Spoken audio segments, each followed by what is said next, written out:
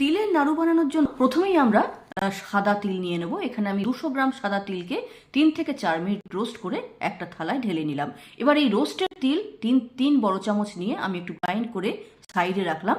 আর কড়াতে 1 চামচ ঘি, গুড় এবং 4 চামচের মতো জল দিলাম।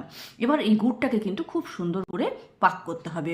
গুড় সুন্দরভাবে পাক হয়ে গেছে কিনা সেটা জানার জন্য আমরা একটা ওয়াটার টেস্ট করব। এইভাবে এই গুড়টাকে হাতে নিয়ে দেখব, গুড় যদি হাতে চিটে যায় তাহলে জানবো হয়নি। আর আমার যেহেতু গুড়টা চিটলো না, সেহেতু আমি বুঝে গেলাম যে আমার গুড় সুন্দরভাবে পাক হয়ে গেছে। এবার গুড়ে তিলগুলোকে আমরা মিক্স করে দিলাম।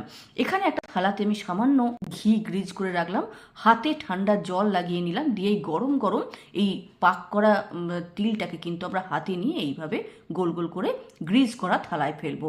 এইভাবে আমরা গোল গোল করে নাড়ু বানিয়ে নেব। আর ততক্ষণে আরও বাকি যেটা আছে সেটা একটু ঠান্ডা হয়ে গেছে। এইভাবে গোল গোল করে আমরা নাড়ু খুব সহজেই কিন্তু বানিয়ে নিতে পারবো। দেখুন আমার সমস্ত নাড়ুগুলো বানানো হয়ে গেছে।